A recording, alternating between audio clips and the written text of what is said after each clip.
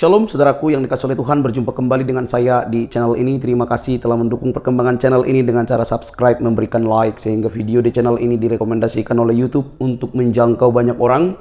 Tentu juga teman-teman boleh memberikan komentar yang cerdas, sopan, yang berkaitan dengan video yang saya upload. Dan saya terus meminta kepada teman-teman untuk mendukung saya dengan cara men-share video dari channel ini ke berbagai media teman-teman, supaya banyak orang yang mengetahui informasi dan kebenaran melalui channel ini. Tuhan memberkati kita. Saudaraku yang dikasihi oleh Tuhan, adalah satu kebahagiaan ketika Tuhan Yesus memberikan kita kesempatan untuk memberi hak jawab kita kepada orang-orang yang menyalahpahami tentang keyakinan kita, kekristenan, terlebih agama yang baru lahir di abad ke-6 yang mengklaim bahwa Nabi Muhammad SAW ada di Alkitab. Sampai dikorek kemanapun itu tidak akan mungkin ada, hanya berhalusinasi.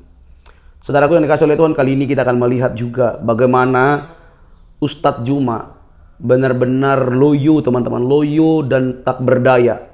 Mampunya itu hanya modal suara yang besar, tapi isinya kosong. Ibarat meriam bambu, suaranya besar, asapnya banyak, tapi tidak ada hasilnya. Dan apologetik Kristen ini sabar sekali untuk membimbing, mengarahkan si Ustadz Juma yang begitu luar biasa memframing segala sesuatu dan luar biasa bagi muslim seolah-olah dia paling pintar.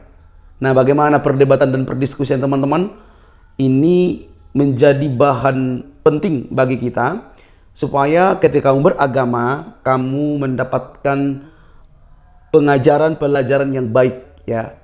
Kalau kamu mendengar tentang Injil dari Ustadz, ya keliru. Mungkin mereka tahu sedikit, tapi tidak tahu sampai dalamnya gitu.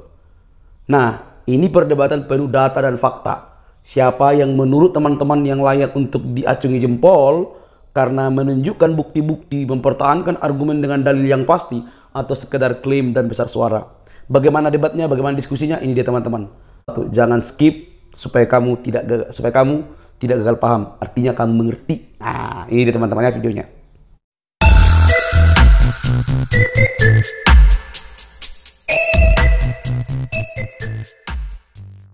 Hum bil ma'ruf wa yanhahum 'anil munkar wa yuhallimuhumullah wa yuhillu lahumut thayyibah wa yuhirrimu 'alaihimul khaba'ith wa yada'u 'anhum israhum wal aghlal allati kanat 'alaihim falladina amanu bihi wa azzaru wa nasaru wattaba'u nural ladina unzila ma'a ulaika humul muflihun. Orang-orang yang mengikuti Rasul, Nabi yang ummi, yang namanya mereka dapati tertulis di dalam Taurat dan Injil yang ada pada mereka, yang ada pada Bani Israel, bukan yang ada pada Kristen ya, yang menyuruh mereka berbuat ma'ruf dan mencegah dari yang mungkar, dan yang menghalalkan segala yang baik bagi mereka dan mengharamkan segala yang buruk bagi mereka, dan membebaskan beban-beban dan belenggu-belenggu yang ada pada diri mereka. Adapun orang-orang yang beriman kepadanya, memuliakannya, menolongnya, dan mengikuti cahaya yang terang dari Tuhannya di dalam Al-Quran, mereka itulah orang-orang yang beruntung.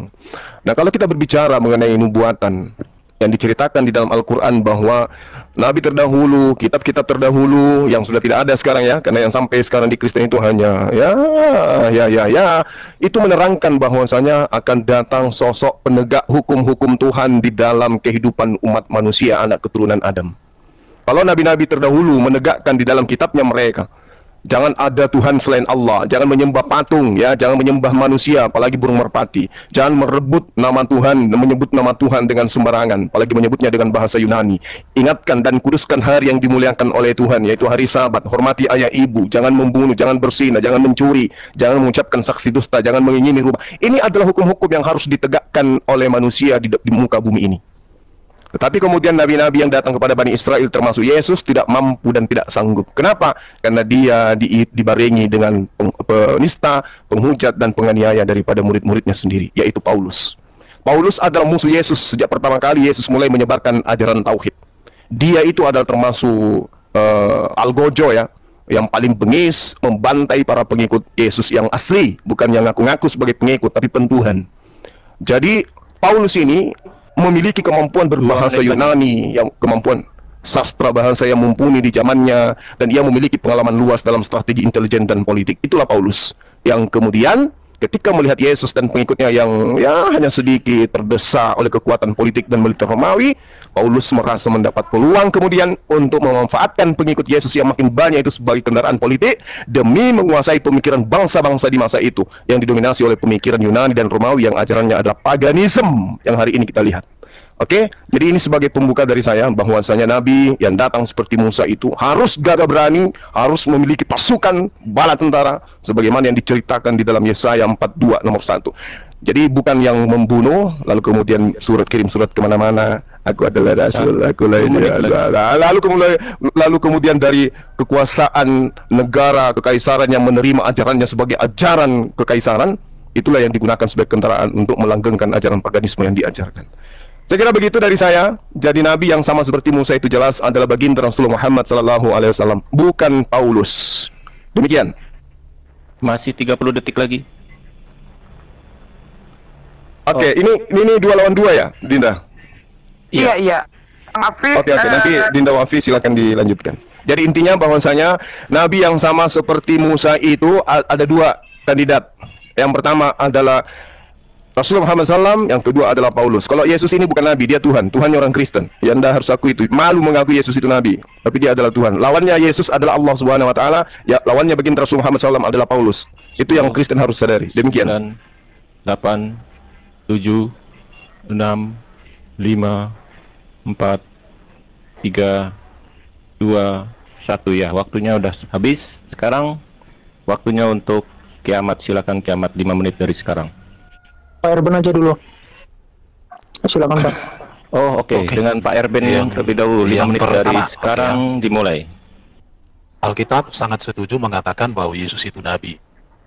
Tetapi Yesuslah satu-satunya Nabi yang tidak berdosa, satu-satunya Nabi yang punya ajaran etika dan moral yang sangat sempurna, satu-satunya Nabi yang mengalahkan iblis, mengalahkan maut, satu-satunya Nabi yang membawa manusia dijamin masuk surga, dan satu-satunya Nabi yang sudah terangkat hidup dalam kemuliaan ke surga, dan satu-satunya Nabi yang menyediakan tempat di surga buat para umat yang ditebusnya, dan satu-satunya Nabi yang menjadi raja segala raja di akhir zaman dan hakim yang adil. Jadi kalau orang mengatakan Yesus bukan Nabi, itu justru bertentangan dengan ajaran Alkitab. Baru kalau dikatakan lagi tadi tentang bahasa Yunani, sebenarnya orang yang menolak bahasa Yunani sebagai bahasa kitab Injil adalah orang yang buta sejarah. Karena bahasa Yunani pada zaman Yesus itu adalah bahasa internasional. Dan menurut saya si Juma ini perlu belajar sejarah. Karena di Qur'annya sendiri juga memakai kata Injil. Kata Injil itu berasal dari kata Yunani, Evangelion, di situ ya. Baru kalau dikatakan Paulus itu musuh daripada Yesus, ini kembali lagi bahwa Juma ini buta sejarah. Karena catatan sejarah, Yesus lahir itu di tahun 4 atau 5 sebelum Masehi, sedangkan Paulus itu lahir di tahun 3 Masehi. Jarak Yesus dengan Paulus 7 tahun. Sedangkan menjadi seorang rabi itu usia 30 tahun. Jadi ketika Yesus berusia 30 tahun, berarti Paulus masih berusia sekitar 25 tahun. Dia belum menjadi seorang rabi. Kembali, Bro Juma ini selalu berbicara di awang-awang, tidak pernah meneliti data, sehingga hanya bibir yang berbicara, tetapi data tidak akurat. Itu. Jadi kalau dikatakan lagi bahwa yang dinubuatkan Nabi yang seperti Musa itu sudah dikunci di dalam Mazmur 147, ayat 14, 19, 20. Bahwa Tuhan tidak akan pernah berbicara lagi setelah bangsa Israel dipilih melalui bangsa lain. Dan Muhammad itu adalah bangsa Arab, bukan keturunan Yakub. Keturunan Yakub itu 12 suku. Jadi Nabi itu harus berasal dari 12 suku Israel. Di situ, jadi Bro Juma, tolonglah, jangan hanya narasi bibir, tetapi harus berbasis data yang bisa dibawa di muka umum. Karena kita hadir untuk mencerdaskan kehidupan berbangsa dan bernegara dan beragama, bukan membodoh-bodohi orang bodoh. Jangan sampai kita orang cerdas di kalangan orang bodoh, tapi kali kita menjadi orang cerdas di kalangan orang jenius. Lanjut Bro Kiamat. Ya, masih ada waktunya ya. Nah, saya mau memberitahu nih, boleh di-pause bentar waktunya. Ada berapa menit? 1 menit 55 detik. Bentar, boleh minta tolong Umi Mican. Bentar, diperbesar layarnya.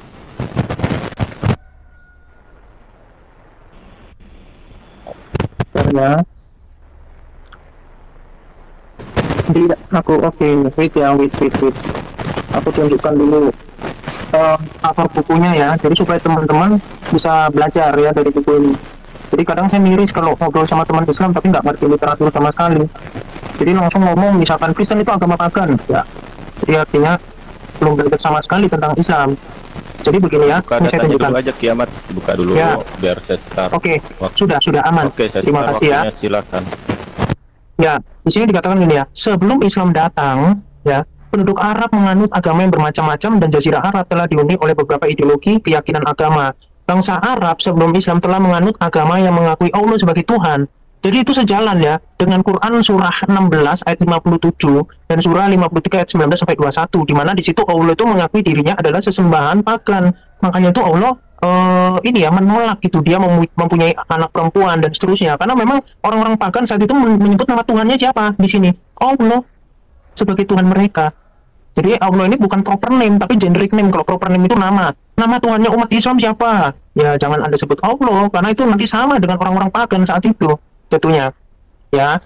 Karena makna dari Tuhan Allah itu apa? Allah itu adalah sesembahan, dan Alkitab itu sepakat dengan itu. Jadi kalau ada yang menyembah dewa, ya dia kalau di dalam perjanjian baru dikatakan teos gitu ya. Kalau teos itu bisa dewa-dewa, bisa ini ya. Jadi tergantung nanti konteksnya, bisa malaikat-malaikat dan seterusnya. Jadi penting untuk memahami bahasa ya, supaya nggak terjebak dengan kaidahnya sendiri. Kemudian kepercayaan Islam ini itu diwarisi secara turun-menurun ya, sejak Nabi Ibrahim alaihissalam dan Ismail alaihissalam. Makanya nggak heran ketika Muhammad ya dikatakan dia itu menceritakan cerita dongeng ya di dalam surah 8 ya, US 8, saya lupa ayatnya, nanti saya bisa tunjukkan lah.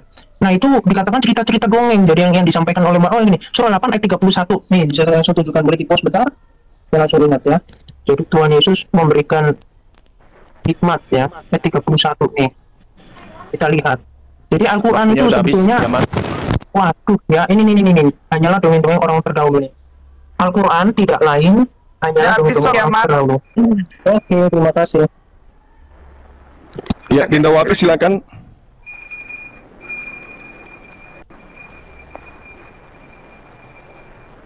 Cek bunyi. Ada. Oke, jelas ya suara saya ya. Jelas Bang. Ini gini. Bismillahirrahmanirrahim. Masalah Mas Erben sampai bilang bodoh-bodoh barusan ya agak etis lah. Gak usah gitulah, kita diskusi aja gitu. Gak usah bilang apa membodohi orang yang bodoh begitu. Sampean itu kalau diskusi fokus aja sama narasi Bang Zuma, gak usah seperti itu. Karena kalau saya tanyakan Anda dengan satu pertanyaan, ketika awal mula Bible ya, bahasa asli Yesus dari Aramaik diterjemah ya, Pentateuch diterjemah menjadi Yunani, itu para rabi saat itu menggunakan manuskrip apa? Kan seperti itu nanti pertanyaannya, dan fakta sejarahnya Anda tidak akan pernah tahu begitu. Kemudian kiamat. Nah, kenapa gini? Saya ada niat diskusi kalau sama kiamat ya. Saya cuma niat ngajari dikit biar agak terbuka pikirannya gitu, Mas Kiamat. Tadi sampean menggunakan surah Al-Anfal ayat 31 bahwa Al-Quran itu isinya dongeng-dongeng terdahulu. Kenapa saya malas diskusi dengan Anda? Karena Anda itu cuma comot-comot, kemudian tidak dibaca secara sempurna dan dipahami dan disimpulkan sendiri. Padahal di dalam surah Al-Anfal ayat 31 itu gini deh. Wa idza tutla 'alaihim ayatuna qalu qad sami'na law nasha'u laqulna mithla hadza in hadza illa asatirul awwalin. Dan apabila ayat-ayat kami dibacakan kepada mereka ini orang-orang kafir. Kalau Al-Quran dibacakan kepada orang kafir ini akan berkata, sesungguhnya kami telah mendengar ayat-ayat seperti ini. Jika kami menghendaki, niscaya kami dapat membacakan yang seperti ini. Al-Quran ini tidak lain hanyalah dongeng-dongeng orang terdahulu. Jadi orang yang mengatakan Al-Quran itu dongeng terdahulu itu orang kafir. Makanya sampai bernarasi seperti itu karena Anda kafir. Begitu. Itu orang-orang Quraisy di sana dengan kesombongannya mengatakan ketika dibacakan ayat Al-Quran, mereka mengatakan hadza asatirul awwalin. Ini hanya dongeng-dongeng terdahulu gitu loh. Makanya saya males diskusi sama kiamat ini apa? Nyomot, nyimpulkan, pakai tafsir, tadi bilang ahlul kitab ini minoritas. Loh, Nabi itu pendatang di Madinah. Ahlul kitab itu mayoritas di sana. Seperti itu. Anda kalau nggak paham sejarah Islam, janganlah deh, nggak usah diskusi. Belajar dulu sama saya, nggak apa-apa, di Zoom berdua gitu. Karena gabrul nantinya membawa tadi ya, apa data yang dibawa tadi bahwa dulu sebelum Islam datang orang-orang sudah beragama apa itu agama dengan menyebut nama Tuhannya adalah Allah, itu gak diteruskan narasinya. Coba diteruskan, di bawahnya ada tulisannya itu bahwa agama itu disebut oleh Allah dengan agama Hanif. Itu ada perinciannya, agama Hanif itu memang ada. Makanya Sayyidah Khadijah itu agamanya Hanif. Hanif itu artinya lurus, tidak bengkok, tidak nyembah berhala gitu loh. Sekianlah. Oke, jadi tidak tersentuh ya tema kita ya, bahwa Nabi yang sama seperti Musa itu adalah baginda Rasul Muhammad SAW dan bukan Paulus. Kalau Paulus ini jelas dia Nabi palsu yang dinubuatkan Yesus yang datang dari tengah-tengah Bani Israel itu sendiri. Kisah Para Rasul 13 nomor 1, Saulus itu adalah Nabi di Antioquia. Nah, terkait dengan Nabi yang sama seperti Musa, diterangkan di dalam Kejadian 25 nomor 15, yang menghuni utara kota Madinah, itu disebut tema di dalam kitab Kejadian. Lalu kemudian Rasul Muhammad SAW dikatakan pula bahwasanya di dalam sirah Nabawiyah tanggal 12 Rabiul Awal 1 Hijriah umat Islam hijrah dari Mekah ke Madinah, dan setahun kemudian tepatnya tanggal 17 Ramadan tahun 2 Hijriah umat Islam kemudian berhasil mengalahkan orang-orang kafir Mekah dalam peperangan Badar Kubra. Nah, ini adalah perang pertama umat Islam berhadapan dengan kaum musyrikin Mekah, dan mereka kaum musyrikin ini adalah keturunan dari Bani Ismail yang disebut Khedar. Dan itu tertera di dalam nubuatan Yesaya 21 nomor 16 nomor 17. Dalam setahun lagi menurut masa kerja prajurit upahan, maka segala kemuliaan Khedar akan habis, dan dari pemanah-pemanah yang gagah dari Bani Khedar akan tinggal sejumlah kecil saja. Ini kira-kira kalau dari Yesus, siapa pasukan Yesus yang datang kemudian membasmi ya daripada kemuliaan Khedar ini? Adakah pasukan Paulus yang datang membasmi Bani Khedar sesuai dengan Yesaya 21 nomor 16 nomor 17? Tidak ada sama sekali. Ini digenapi oleh perang Badar, yang mana Rasul Muhammad SAW pada tahun 2 Hijriah, setahun setelah 1 Hijriah, kemudian beliau melumpuhkan kota Mekah, di mana kota Mekah itu berpenghuni dari keturunan Khedar. Hayo, kalau ada bantahan silakan bantah data itu. Data yang ada dalam kitabnya agama Yahudi, bukan di kitab kalian ya. Lalu kemudian dikatakan dalam Yesaya, di situ sangat jelas dikatakan bahwa umat Islam ini akan mempunyai nyanyian baru untuk memuji Allah. Yesaya 42 nomor 10 nomor 12, nyanyikan nyanyian baru bagi Tuhan. Mana nyanyian baru itu? Dalam bahasa Yunani? Nggak mungkin. Tidak mungkin. Aduh. Pasti bahasa dari keturunan Abraham alaihissalam. Demikian. Ya, waktunya habis. Ya. Umi, Iya ya. mungkin ada yang bisa nunjuk pakai layar gitu yang di bawah biar timernya. Ya, yang bisa tampilkan timer, betul betul. Oke, siapa yang bisa tampilkan timer tolong typing. Biar saya turun. Abudi Makasih, bisa Pak Ustadz tampilkan Cuma. timer nggak? Salam kenal Islam. Ustadz Najah. Assalamualaikum. Iya, Saya turun iya, di saya bawah berapa tadi? jadi moderator. Terima kasih, Yesaya berapa Bang, tadi? makasih. Bisa Oh, ada Bang Alif, ada Bang Alif bentar. Yesaya 21 nomor 16 nomor 17, ini adalah nabi yang sama seperti Musa yang melumpuhkan kota tempat kediaman Khedar, dan itu tidak dilakukan oleh Paulus. Apalagi Yesus. Assalamualaikum Kak Alif.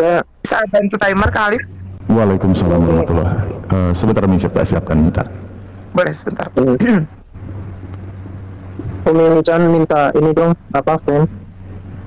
Biar aku Apa bisa- permen? Ya, permen Ini- lato-lato minta. Jadi gini, Kurang jelas suaranya, Bro. buat para narasumber Ya. saran ya. Jadi gini, kita siapkan timer, jangan minta di on off kan ya. Jadi sesuaikan aja siapkan data. Jadi waktu tetap berjalan, silahkan Anda siapkan data gitu. Oh gitu. Ya wis, berarti nyebut Saya- ayat doang boleh ya? Tak perlu dibaca.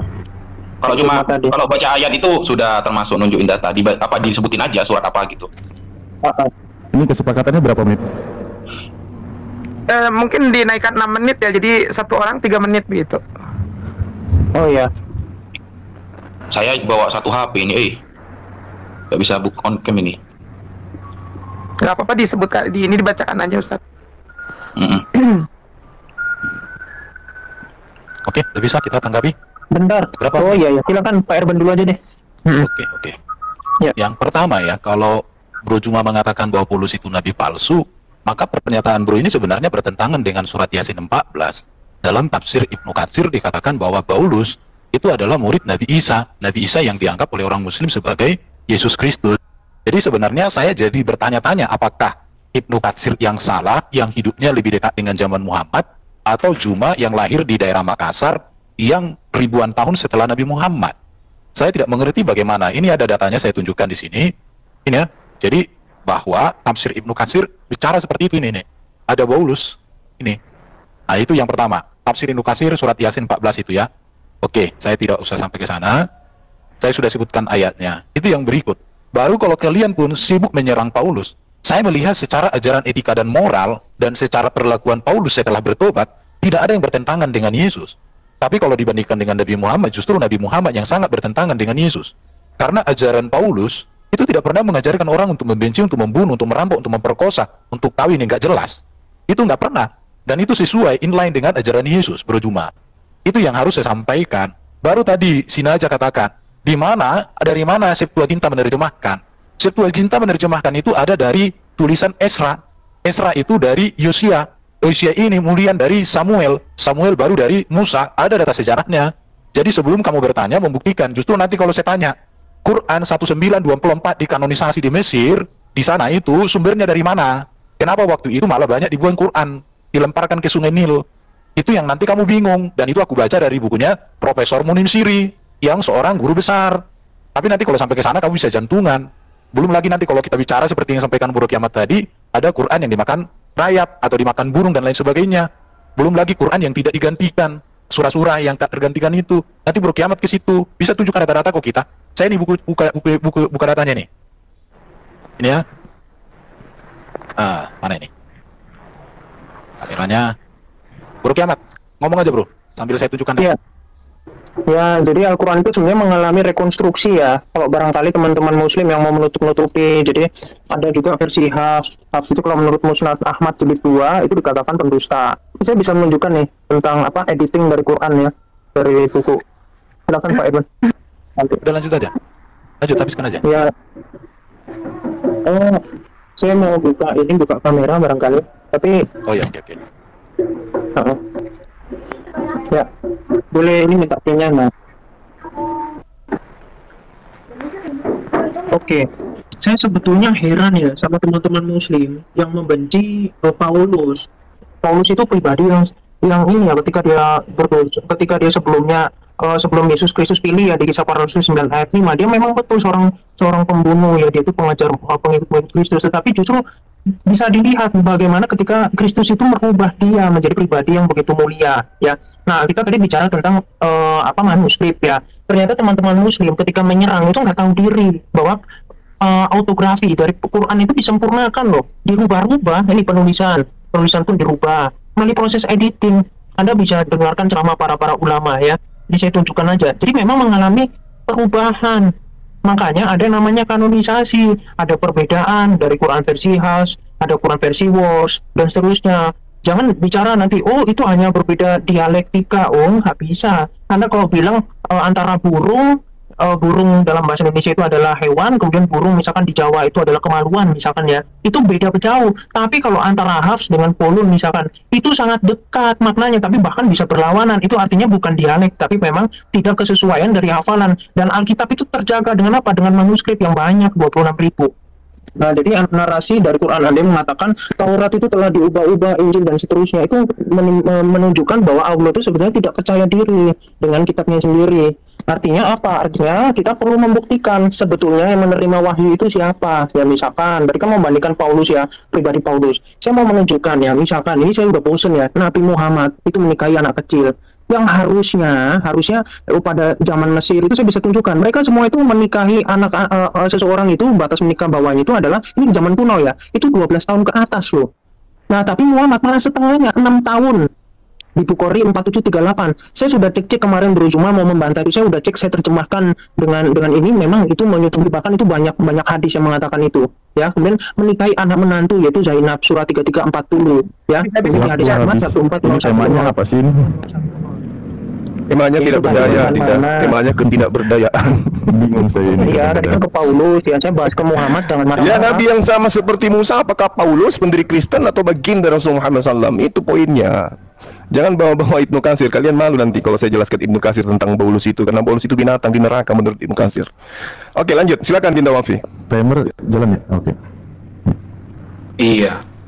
Bismillahirrahmanirrahim. Tadi Mas Erben bilang Pentateuch ya. Pertama kali ketika diterjemah Yunani itu dari Esra. Coba dibuka datanya Mas Erben, saya ingin tahu.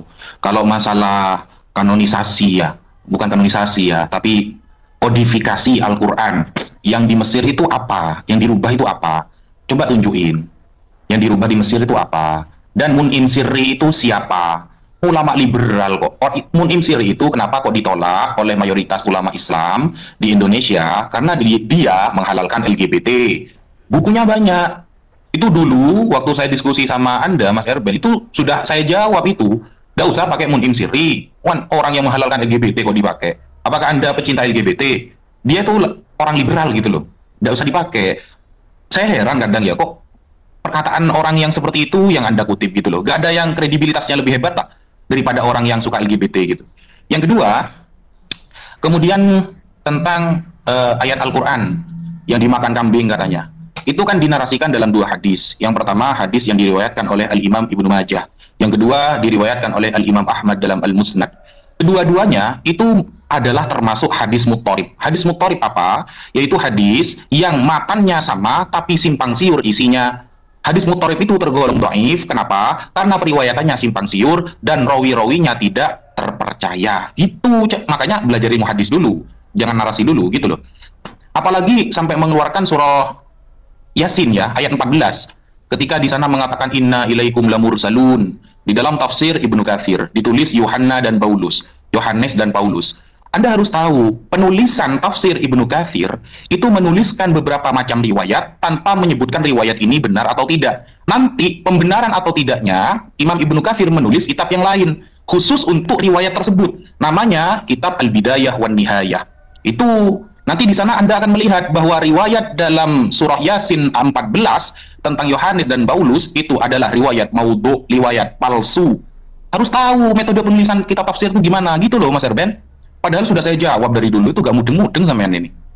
Apalagi kalau kita melihat ya seperti Imam Ibnu Taimiyah, kemudian Imam Ibnu Katsir, Imam Ahmad, semuanya mengatakan Paulus itu nama binatang di neraka jahanam. Ada yang mengatakan nama batu di neraka jahanam. Ada juga yang mengatakan nama jurang di neraka jahanam. Itu Paulus bahasa Arabnya. Begitu. Mau nggak dibilang Paulus itu jurang di neraka jahanam? Kan mau biar kamu nanti. Lanjut Bang Zuma. Iya, jadi tak berdaya kalian ya untuk kemudian menyatakan nabi yang sama seperti Musa. Jadi perdebatan kalian tadi dengan Unirifa itu menjelaskan tentang nabi yang sama seperti Musa yang jago perang itu. Kalau Paulus Paulus jago apa ya? Lalu kemudian di dalam Yesaya 5, kalau kamu baca satu perikop, di situ terang dikatakan bahwasanya ini bukan isapan jempol belaka. Ini penggambaran bagaimana sebuah kota kemudian yang atributnya sebagai kota Tuhan. Allah tetapkan kota itu sebagai kota yang suci. Orang-orang yang tidak bersunat nggak boleh melintas di situ. Orang-orang yang bersunat kalau lewat di situ dikejar sama onta. Jadi ini bukan bayonan biasa ya. Ini bukan bayonan orang Muslim. Ini fakta, ya, bukan guyon. Ini analisis yang menyeluruh. Bahwasanya ketika dikatakan kelimpahan dari seberang laut akan beralih kepadamu. Ini di mana terjadinya? Di Vatikan, di Yerusalem. Sejumlah besar onta akan menutupi daerahmu. Ini di mana? Segala kambing domba Kedar keturunan Ismail itu di mana? Dan Nebayot juga anak Ismail itu di mana? Untuk ibadahmu ini di mana? Ini binatang-binatang keturunan Ismail dijadikan sebagai sandaran ibadah yang kamu hujat tadi. Aku akan menyemarakkan rumah keagunganku, bait suciku. Ini di mana? Diagungkan ini di mana ini? Orang-orang asing akan membangun tembokmu. Ini di mana ini? Mereka akan menyebut engkau kota Tuhan. Itu di mana? Apakah Yesus pernah membentuk kondisi ini terjadi? Tidak. Paulus bisa? Tidak. Tak bisa. Dan itu hanya bisa dilakoni oleh baginda Rasulullah Muhammad SAW. Makanya di dalam Yesaya 42 diterangkan, lihat itu hambaku, kepadanya aku berkenan, dia akan menegakkan hukum-hukum kepada bangsa-bangsa. Siapa hamba Tuhan yang dimaksud? Paulus. Jadi kalau Anda itu hanya membahas kemudian dari Google buka ini, Anda itu harus mengikuti cara umat Islam dong. Ketika umat Islam mengatakan Yesaya 60 nomor 5 sampai nomor 14, di situ bisa buka kitabnya. Tapi kalau kau katakan di Google hadis Bukhari Muslim halaman sekian, nomor sekian, memang ada di kitabnya umat Islam. Itu yang Anda harus pelajari dulu. Ya, silakan. Oke. Selanjutnya dari pihak Kristen, Umi moderator ya. Enggak, Kang Alif aja. Umi udah dari malam ini sudah habis. Saudara-saudara, fokus di topik ya, fokus di topik pembahasan. Ya, silakan. Itu akan berjalan ketika berbicara, silakan. Aku mau tunjukkan data dong. Guru Kiamat siap ya? Siap. Ya. Ini saya tunjukkan datanya. Kalau tentang Paulus itu sebagai murid Isa yang terkemuka di dunia dan di akhirat, Isa yang tidak dijamah oleh setan itu ada ini. Tapi kalau tafsir ini salah ya terserah kalian, itu hak kalian juga kawan-kawan muslim. nggak peduli saya mau kalian katakan, tapi di dalam tafsir dikatakan, sedangkan nama rasul yang ketiga ialah Paulus dan nama negerinya ialah Intakia. Maka ketiga utusan itu berkata ke penduduk tersebut. Jadi di sini, tapi kalau kalian bilang artinya Paulus gini-gini, ini terserah kalian. Artinya bagi saya tafsir Ibnu Katsir di dalam surat Yasin 14 jauh lebih terpercaya daripada kalian berdua, karena kalian itu nggak punya kompetensi untuk menuliskan tafsir dan belum diakui oleh Kemenak. Ini sudah diakui oleh Kementerian Agama Republik Indonesia. Ini dia. Jadi sebelum kalian protes ke saya, maka protes dulu lah ini. Oke, itu aja untuk hal itu. Kalau untuk Paulus ya saya katakan Paulus ini seorang yang peperangannya tidak mengangkat pedang. Tapi bagaimana dia bisa mengubah orang yang membenci Kristus dan bahkan ingin membunuh dia menjadi orang yang mengasihi Kristus dan mengasihi Paulus. Menurut saya itulah peperangan yang paling hebat, dan itulah cara-cara murid-murid Yesus berperang. Jadi mengubah orang yang membenci menjadi orang yang mengasihi Kristus, tidak dengan pedang. Makanya murid-murid Yesus itu ketika memberitakan Injil tidak mengangkat pedang. Bahkan Yesus ketika Petrus tidak mengangkat pedang, jangan. Siapa yang menggunakan pedang akan mati oleh pedang. Di sini. Jadi luar biasa lagi Yesus itu. Di situ, Bu. Kalau masalah Yesaya 21 ayat 16 sampai 17, justru menurut saya ini ucapan ilahi terhadap Arabia. Sebab beginilah firman Tuhan kepadaku, dalam setahun lagi, menurut masa kerja prajurit upahan, setahun lagi, jadi nggak berlaku lagi di zaman Arab. Karena jarak Yesaya dengan Muhammad itu ribuan tahun. Yesaya ini sekitar tahun 800 sebelum Masehi, sedangkan Muhammad itu di tahun 700. Berarti ini jaraknya sekitar 1500 tahun. Sementara di sini dalam setahun lagi. Jadi Bro Juma ini mengutip sesuatu tapi tidak membaca, tidak mengerti. Anda harus tahu bahwa Yesaya dengan Muhammad jaraknya ribuan tahun. Sementara di sini dalam setahun lagi. Dan dari pemanah-pemanah yang gagah perkasa, dari Bani Kedar akan tinggal sejumlah kecil saja, sebab Tuhan Allah Israel telah mengatakannya. Jadi tidak ada hubungan. Baru siapakah nabi yang cocok dengan nabi yang dinubuatkan oleh Musa? Saya katakan itu bukan tentang Paulus dan itu bukan tentang Muhammad, tapi itu lebih tepat kepada Yesus. Kenapa? Karena kita melihat di sini bahwa kalau kita lihat ya, itu Musa itu bangsa Israel, Muhammad bangsa Arab, nggak nyambung. Musa itu sekolah, Muhammad tidak sekolah. Tadi baru katakan, Muhammad seorang buta huruf, sedangkan Musa seorang yang jenius, bahkan sekolah kerajaan. Musa mengadakan banyak mujizat, Nabi Muhammad tidak mengajarkan mujizat. Surah 28 ayat 48. Baru kita lihat lagi, Muhammad menerima wahyu melalui malaikat Jibril, sedangkan Musa menerima wahyu langsung dari Allah. Musa melihat langsung kemuliaan Tuhan, Muhammad tidak pernah melihat kemuliaan Tuhan. Ibadah yang dibawa oleh Muhammad, ritualnya itu ada lempar juhro, itu lempar setan, sedangkan ibadah yang dibawa oleh Musa tidak ada seperti itu. Peraturan ibadah Musa yang diberikan ada kurban pengampunan dosa dari raya perayaan, sedangkan di dalam Nabi Muhammad nggak ada perayaan, nggak ada kurban, semuanya bagi-bagi daging. Itu bedanya. Jadi nggak ada kaitan. Nabi yang seperti Musa itu bukan Paulus dan bukan Muhammad, tetapi yang lebih tepat dengan hal itu adalah Yesus.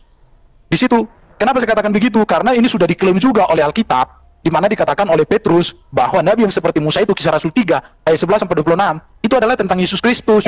Itu sudah diklaim oleh Petrus bahwa Nabi yang seperti Musa itu adalah Yesus Kristus. Itu di zaman Petrus. Petrus itu berarti di tahun 40 atau 50 Masehi, sedangkan Muhammad tahun 700. Kenapa telat? Klaimnya itu karena Muhammad baru datang sekitar 650 tahun. Bahkan padahal itu sudah diklaim oleh Petrus sebagai Yesus Kristus. Itu lanjut bro, apa kiamat? Sorry, waktu ku habis banyak. Ya, jadi boleh minta frame-nya dulu. Ya, nah jadi saya melanjutkan ya. Jadi ketika mau membandingkan Musa dengan Muhammad, tentu saya mau menunjukkan perbedaannya. Nah, misalkan Muhammad tadi kan udah saya tunjukkan mengawini anak di bawah umur, tapi ini standarnya adalah ini ya. Coba saya tunjukkan ya. Ini sebetulnya menarik kalau waktunya banyak ini. Nah ini dari tesis ya, dari tesis. Jadi saya bisa tunjukkan. Nah di sini dikatakan kalau di Yunani itu umurnya 14 tahun menikah. Kalau misalkan di Romawi kuno itu 12 tahun ya wanita tuh. Di Mesir kuno itu wanita 12 tahun. Di Cina itu 15 tahun ya. Kemudian di Eropa itu 12 tahun ya. Jadi kelihatan kalau yang di Arab ini memang secara adab dan budaya itu memang sudah di bawah standar ya, standar normal. Makanya kalau menurut jurnal kesehatan atau psikologi ya itu mohon maaf disebutnya pedofilia. Karena di Bukhari 4738 Aisyah itu disetujui ketika berumur 9 tahun gitu ya. Kemudian Muhammad itu juga menikahi anak menantu. Nah itu tidak dilakukan oleh Musa.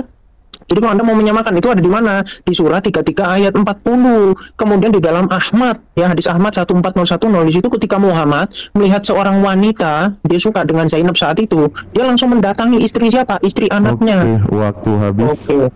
Itu ya perbedaannya. Kembali fokus ke tema ya. Ini kayaknya Tafadol dari pihak itu Muslim. itu fokus kok bro. Alif. Kan kita membandingkan apakah Musa ini betul silakan Ustaz Alfi.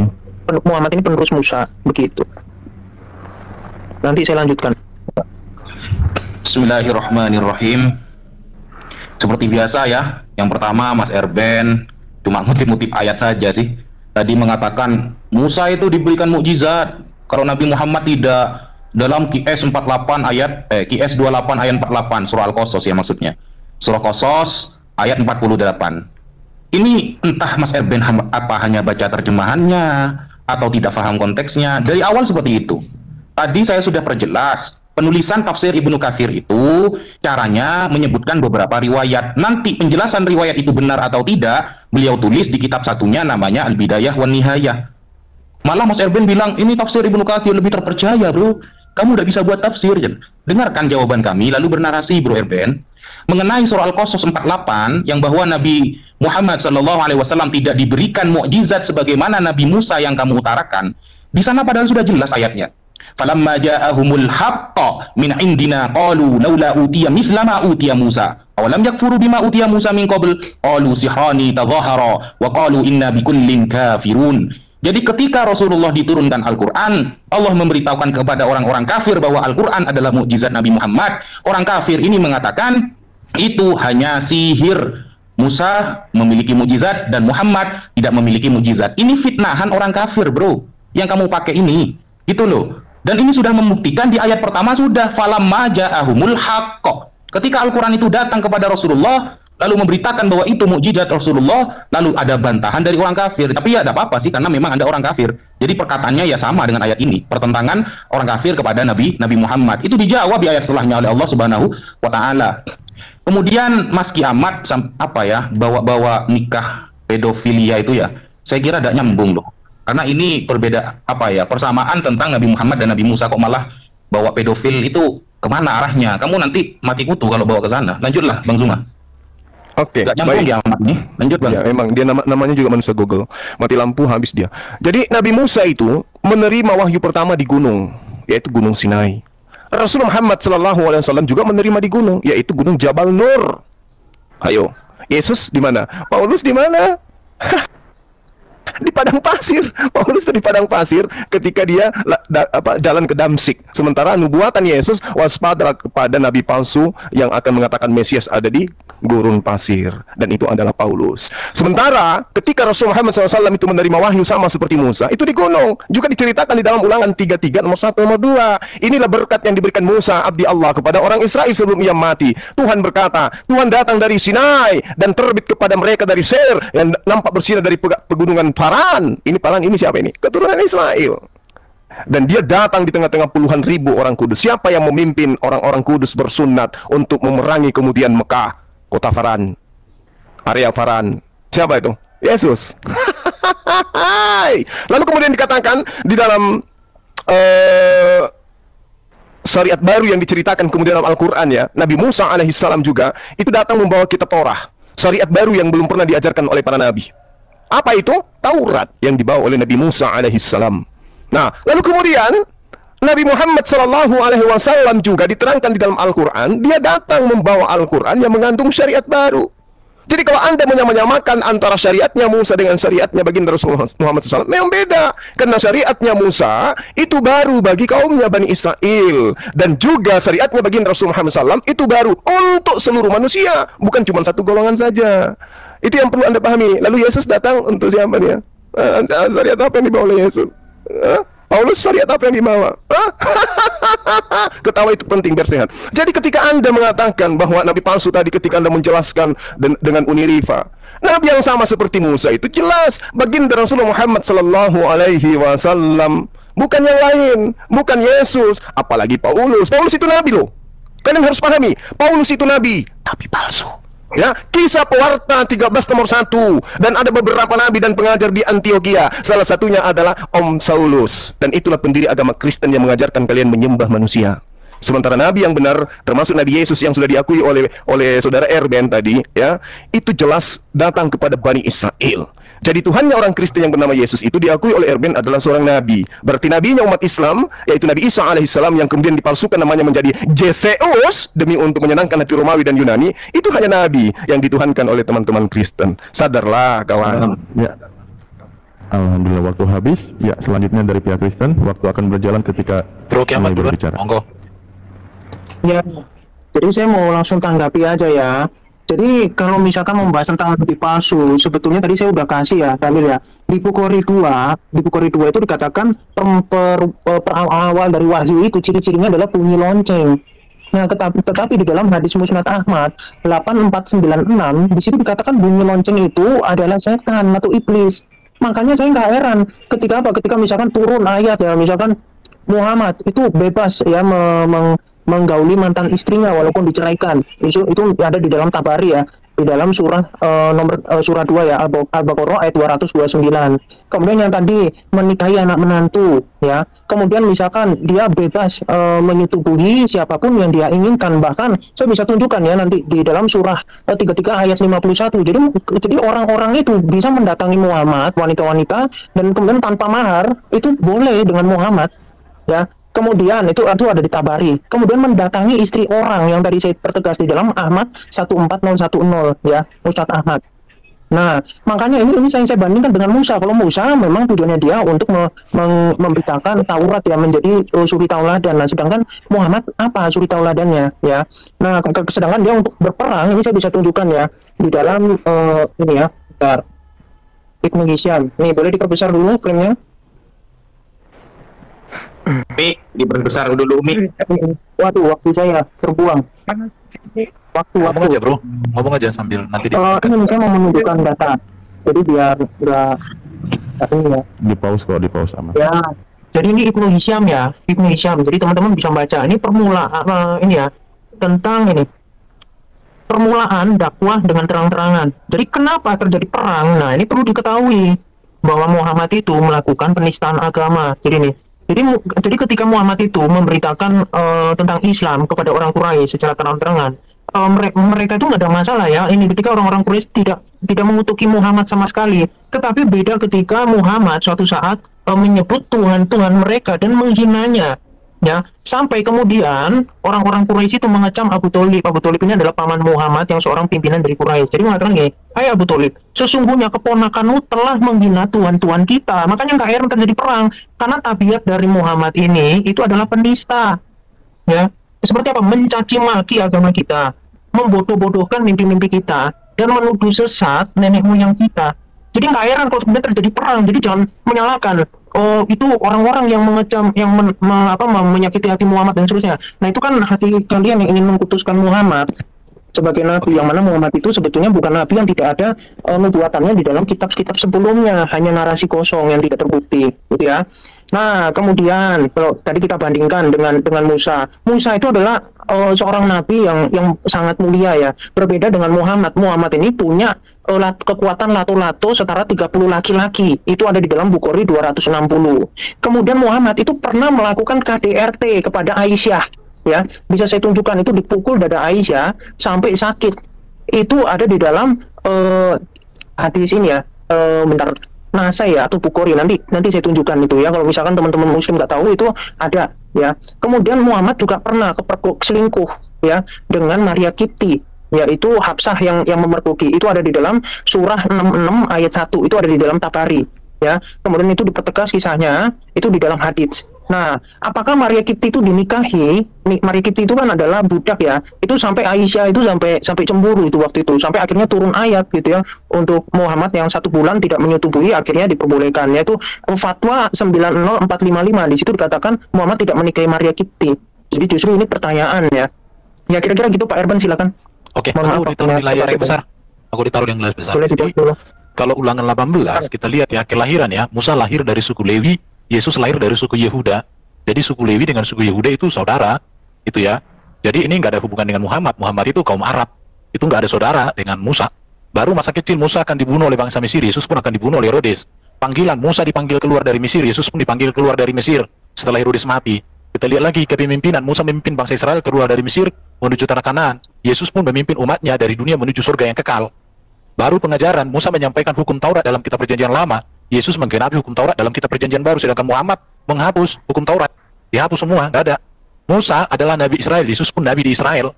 Yesus berperang sebagai apa? Yesus berperan sebagai nabi, imam besar dan raja. Jadi ini tepat. Kita lihat lagi perbuatan ajaib, Musa melakukan banyak mujizat, Yesus pun. Musa diurapi oleh Roh Kudus, Yesus juga penuh dengan Roh Kudus. Kesetiaan kepada hukum Taurat, Musa dengan setia menuju kepada hukum Taurat. Demikian juga Kristus menuju kepada dirinya dan Roh Kudus sebagai cara Allah menggenapi kehendak serta dan seterusnya. Ada tanda tanya di sini ya. Waktu habis. Kita lihat hukum-hukum ibadah semua sejalan, tapi kalau dengan Muhammad semua berbeda, ibadahnya semua berbeda. Ini tanda tanya, silakan dibaca. Suaraku nggak kedengeran ya? Oke. Oke, Ya, selanjutnya dari pihak Muslim, 6 menit waktu akan berjalan ketika berbicara. Monggo Bang. Oke, baik. Jadi kalau berbicara tentang cabul, persundalan, kemudian zina, itu kitab yang digunakan Kristen jagonya. Kalau Rasulullah Muhammad SAW kemudian diceritakan sedetail itu, ya kita punya kitab sahihah, yang dia punya cuman Google. Yang paham tentang kitabnya umat Islam, ya umat Islam, bukan umat Google. Mati lampu selesai. Nah, kemudian di dalam kitabnya orang Yahudi, pencabulan, pensundalan, persinahan itu bergejibun. Bahkan Tuhannya orang Kristen itu, kalau kita lihat, itu berasal dari hasil persinahan dari kakek buyutnya. Jadi Kristen tidak punya kemudian Tuhan sekiranya kakeknya tidak berzina. Oke ya, dicatat itu ya. Kristen tidak punya Tuhan bernama Yesus kalau kakeknya Yesus tidak melakukan pencabulan, persundalan, persinahan. Tapi kitabnya mereka tidak sedetail apa yang diceritakan oleh si penghujat ini. Ya, kalau kita tanya Yesus ngapain aja, itu tidak diterangkan secara detail. Karena kenapa? Ajaran Yesus itu melalui banyak meja-meja editan, revisian. Bagaimana dengan Paulus? Oh, apalagi Paulus, bapaknya aja nggak ditahu siapa. Bagaimana mau diceritakan hari per hari? Kalau baginda Rasul Muhammad SAW, apapun yang ada di dalam kehidupannya itu diceritakan oleh para perawi. Sejarah hidupnya dalam sirah nabawiyah. Nah, ending daripada itu semua muncul penyesat-penyesat seperti ini. Sedangkan orang-orang yang hidup sesaman baginda Rasul Muhammad SAW itu tidak ada yang menceritakan seperti yang mereka kemudian narasikan. Ini si penghujat ini udah berapa kali bawa hadits, dan sebenarnya saya sudah malas berhadapan dengan dia. Dia ini korban terjemahan. Dia katakan menggauli hewan, menggauli binatang. Saya jelaskan secara original teks tidak ada menggauli, tapi membawa binatang. Korban sesamanya pembuat link gitu. Umat Islam tidak mudah dibodohin seperti itu. Nah, lalu kemudian ketika kembali kepada tema Nabi yang sama seperti Musa. Nabi Musa alaihissalam jelas mendirikan rumah ibadah yang banyak kemudian dikunjungi oleh manusia. Namanya tabernakel. Yesus mendirikan rumah ibadah yang mana? Paulus mendirikan rumah ibadah yang mana kemudian? Nggak ada. Baginda Rasul Muhammad SAW kemudian mendirikan Ka'bah, dan itu sampai hari ini tetap menjalankan nubuatan, penggenapan nubuatan. Orang dari seberang semuanya akan datang memberikan yang terbaik terhadap negeri yang dipilih oleh Tuhan, dan itu hanya terjadi pada baginda Rasul Muhammad SAW. Yesus, Paulus lewat. Silakan Dinda Wafi. Oke, bismillahirrahmanirrahim. Ini kiamat ini gimana sih Bang? Kok apa ya? Temanya kok kemana-mana ini, padahal sudah ada ketentuannya loh temanya. Nabi Muhammad dan Musa, temanya itu. Berdaya, tak berdaya. Ini sampai lari ke peperangan tadi ya. Padahal Musa juga ada perangnya loh. Tadi sampai apa ya, awal-awal Muhammad perang itu gara-gara menghina sesembahannya orang kafir. Bro, kalau di kitab Anda ada, jangan dibawa ke kita. Gak laku bro. Kamu kan korban salah terjemahan. Kita itu umat Islam akan memandang suatu teks nas dalam Al-Quran dan hadis, adikku kiamat, itu harus memandang original teks. Makanya belajar bahasa Arab bro, biar lebih akademis gitu loh. Kamu tidak baca di Imamat 26 nomor 30, dan bukit-bukit pengorbananmu akan kumunahkan, dan segala pedupaanmu akan kulenyapkan. Aku akan melemparkan bangkai-bangkaimu ke atas bangkai-bangkai berhalamu. Loh, di sana Tuhan menghina sesembahan umat lain. Yang berhala itu disembah oleh umat lain, oleh Tuhan dipanggil bangkai. Bangkai-bangkai berhalamu, dan hatiku akan muak melihatmu jedar. Selamat datang kiamat, di hari kiamat. Gitu. Kalau ada narasi seperti itu, jadi Nabi Muhammad itu coba tunjukkan apa penghujatan Nabi Muhammad kepada sesembahan berhala mereka. Baru kamu bernarasi, gini loh, Nabi Muhammad itu menghina mereka. Gitu. Ini Tuhanmu ngajari, bilang bangkai-bangkai berhalamu dan hatiku akan muak melihat kamu. Ini juga menista sesembahan para paganisme, kan gitu. Di kitabmu jelas kayak gitu loh bro. Makanya jauh wajah terjemahan tok bro. Aku beru turuan iki entek raimu bro. Emang itu kitabnya dek. Perasaan itu bukan kitabnya, itu kitabnya orang Yahudi yang mereka ambil terjemahannya tanpa sah. tanpa legitimasi pemberian. Ya, lalu kemudian ketika berbicara mengenai Nabi Musa alaihissalam, Nabi Musa itu memiliki sifat keagungan dalam menyebarluaskan ajarannya. Tidak hanya menggunakan dalil, tetapi menggunakan perang. Itu perintah dari Tuhan, dan itu dilakoni oleh Nabi yang sama seperti Musa. Yesus beli pedang 2 untuk potong bawang aja kok. Apalagi Paulus. Alah, Paulus. Paulus. Dia itu hanya tangan kanan Romawi Yunani untuk melanggengkan ajaran nenek moyang mereka, yaitu ajaran paganisme, penyembahan kepada dewa-dewa. Dan itu kamu imani sekarang. Kiamat lo. Si mau. Lanjut. Ya, waktu habis Gurunda. Ya, selanjutnya silakan dari pihak Kristen, moderator, terus pada mohon materi. lebih difokuskan lagi temanya biar gak kemana-mana gitu. Oke. Aku duluan bro ya, Kemal Iya, ya. betul ini. Seandainya Ustadz Wafi nggak manggil dia aja, aku udah beda ngomongnya. Seperti kiamat jadi gini. literasi yang Oke, sudah. disiapkan lain dengan tema. Oke. Literasi yang fokus ini. dipersiapkan itu hanya Kami untuk hujatan. timer juga ya, bukan robot gitu loh. Oke, sudah siap. Bro Kiamat saya duluan ya. Iya, kalau Bro Erben kan fokus itu pembahasannya, kiamat itu kemana-mana. Ya, sebetulnya begini, Kiamat itu. teman-teman Islam itu memang nggak paham bicara tentang perang, tapi begitu saya tunjukkan data perang, dibilang nggak nyambung, kan lucu. Otaknya yang konslet, kebanyakan minum kencing unta. Itu. Baik, Ya, unta itu diharamkan. Oke, sudah. Ya, jadi mesti nyambung ketika mau kasih Kiamat sharing, tapi ternyata ada yang nggak nyambung sama sekali. Nah, silakan, mohon maaf ya. Oke ya. Jadi, Kalau bisa ganti narasumber aja sih. Panik nih. Silakan Bro Alif tunjukkan waktunya. Saya udah mau apa ini? Sebentar. Ya, monggo Bro Erben, monggo. Oke, yang pertama, Alkitab dari Kejadian sampai Maliaki sudah utuh dan lengkap sekitar 1100 tahun sebelum Quran. Dan kitab itu sudah jujur menceritakan kisah-kisah para nabi atau kisah-kisah tokohnya. Yang berzina diceritakan berzina, yang baik diceritakan baik, yang buruk diceritakan buruk. Kenapa? Karena itu menjadi peringatan dan teguran supaya kita jangan mengulanginya. Tetapi memang orang muslim menjadi bingung. Kenapa? Karena di dalam Quran kisah-kisah para nabi itu hanya secuil. Ibaratnya kalau fazel, dari 1000 fazel yang ada di Quran itu cuma 2 fazelnya, sehingga kalian menjadi kebingungan. Jadi Alkitab itu Allah yang jujur dan para nabi yang jujur, dan dipelihara oleh umat yang jujur, sehingga tidak ada di sana polesan-polesan. Oke? Tetapi dosa sebagai dosa harus diberitakan dosa, kebenaran sebagai kebenaran harus diberitakan sebagai kebenaran. Tadi kalau dikatakan sama si Juma, nenek moyang Yesus berzina. Oke, betul, Salomo ada melakukan perzinahan, Daud melakukan perzinahan, dan itu dosa. Tetapi ingat bahwa Maria itu adalah wanita suci, dan dia adalah seorang perawat. Artinya tidak ada benih biologis di sana oleh orang manusia. Jadi Bro Juma harus mengingat itu kembali. Makanya satu-satunya manusia yang dilahirkan oleh seorang wanita yang perawan hanya Yesus, dan itu menunjukkan kesuciannya. Dan Yesus satu-satunya yang tidak berdosa seumur hidupnya. Baru tadi ada kau singgung tentang rumah ibadah. Musa mendirikan kemah tabernakel, dan esensi dari kemah tabernakel itu adalah di situ Tuhan berbicara, di situ ada kurban.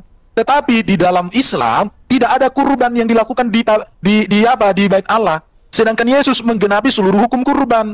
Sedangkan Yesus meneruskan, bahkan ketika Bait Allah halamannya itu digunakan untuk jualan, Yesus marah. Karena Yesus kenapa? Meneruskan ajaran daripada Musa dan disempurnakan dan digenapi. Tapi kalau Nabi Muhammad itu dihilangkan, tidak ada. Sehingga esensi kurban di dalam Islam dengan esensi kurban di dalam ajaran Musa itu sesuatu hal yang sangat berbeda sekali, bro. Di situ ya. Jadi tadi juga dikatakan bahwa Quran itu katanya mujizat Muhammad gitu ya. Menurut saya Quran itu juga harusnya dikatakan mujizat daripada Jibril.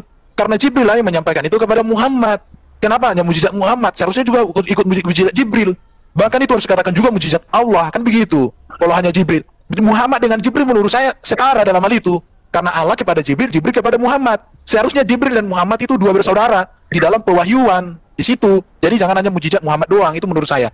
Baru yang mau saya sampaikan lagi, karena ini perlu diedukasi, aku dikasih di layar yang besar dong, supaya saya kasih tahu sama teman-teman muslim ini bahwa Yesus itu seorang nabi di dalam Alkitab. Ini data-datanya saya tunjukkan ya.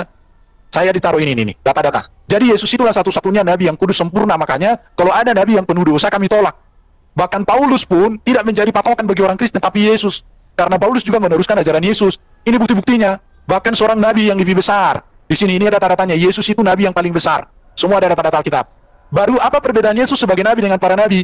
Kalau Yesus itu diutus dulu oleh Allah firman-Nya, kemudian dilahirkan. Setelah dilahirkan baru dia mengajar dan bermujizat. Kemudian Yesus mati, bangkit dan mulia, naik ke surga. Dan dia akan datang dari surga menjadi raja segala raja, hakim yang adil. Sedangkan kalau para nabi secara umum dilahirkan dulu, setelah dilahirkan dipanggil, kemudian diutus, baru mengajar bermujizat, mati menantikan kebangkitan. Kalau Yesus dia mati, dibangkitkan, kemudian dia naik ke sorga. Kalau para nabi menantikan kebangkitan, kalau Yesus tidak lagi. Justru Yesus nanti di hari zaman akan membangkitkan orang-orang salehnya. Ini keren bro. Jadi nggak masalah orang Kristen memiliki nabi seperti Yesus. Yesus itulah nabi yang dinubuatkan dalam Alkitab PL, banyak sekali. Di sini ya, para nabi menantikan. Oke bro, kiamat lanjut. Ya, boleh diperbesar frame saya. Boleh diperbesar, wait timernya. Ini ya, saya tunjukkan. Jadi tadi itu Aisyah ya, Aisyah yang di KDRT oleh Muhammad itu ada di dalam hadis Muslim, volume 3, buku nomor 43, hadis nomor 648. Nah, kalau yang ini ketika Muhammad itu kepergok ke ini ya, dengan budak yaitu Maria Kipti, ya. Ini saya sudah tandai. Jadi di sini bisa dilihat ya. Jadi kenapa saya bahas ini? Karena memang perlu dibandingkan Musa dengan Muhammad. Jadi jangan kepanasan karena memang tidak apple to apple. Bahkan Muhammad itu nanti bisa kita lihat Muhammad itu siapa ya supaya jadi dikatakan wahai Rasulullah. Ini menurut Muhammad bin ini ya seterusnya. Ini di dalam tafsir At-Tabari ya, At-Tabari. Jadi ini literasi yang baik ya. Wahai Rasulullah, Anda melakukan ini di rumah saya. Ini Hafsah ya, Hafsah. Dan di atas ranjang saya. Akhirnya Rasulullah mengharamkan Maria dan seterusnya. Nah, ini langsung cepet aja supaya ceritanya yang panjang ya. Jadi di sini dikatakan begini. Salah seorang istri Nabi yaitu Hafsah memergoki Rasulullah SAW bersama budak wanitanya yaitu Maria Kipti di rumah sang istri tersebut, Hafsah ya. Maka dia berkata, wahai Rasulullah, bagaimana mungkin ini bisa terjadi padahal aku wanita yang paling lemah di antara para istrimu. Rasulullah SAW lalu bersabda padanya, diamlah, jangan beritahukan ini kepada siapapun. Ya, itu ya. Waktu habis. Silakan nanti dibaca ya teman-teman, ya itu keren gitu. Narasumber aja yang inilah, saya Timur aja.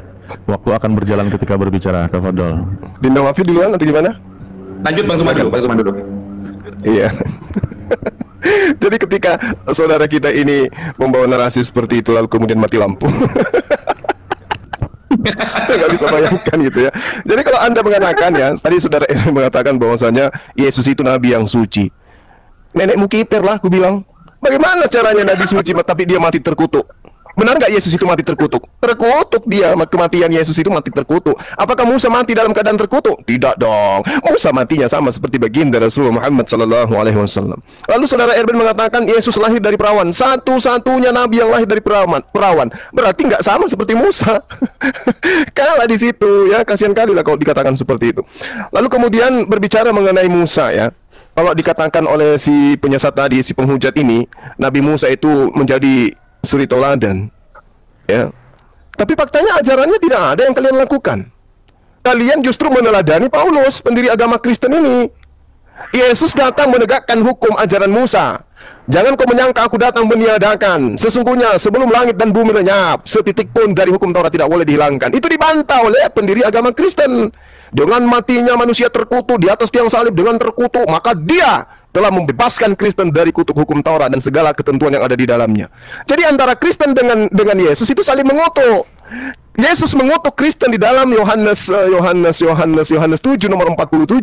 Terkutuklah orang yang tidak mengenal hukum Taurat. Kemudian orang Kristen melalui ajaran Paulus juga mengutuk Yesus. Terkutuklah orang yang di atas tiang salib, karena ada tertulis terkutuklah orang yang mati di atas tiang salib. Siapa yang mati di atas tiang salib? Yesus. Kristen mengatakan Yesus itu terkutuk. Jadi antara Kristen dan Yesus saling mengutuk satu sama lain. Nabi Musa tidak ada yang mengutuk dari kaumnya. Baginda Rasulullah Muhammad SAW tidak ada yang kutuk beliau. Jadi yang Nabi sama seperti Musa itu adalah baginda Rasulullah Muhammad SAW. Terkait dengan kurban, Rasulullah Muhammad SAW memberitakan melalui Al-Quran, Bismillahirrahmanirrahim, Qul nazzalahu ruhul qudus min rabbika bil haqqa.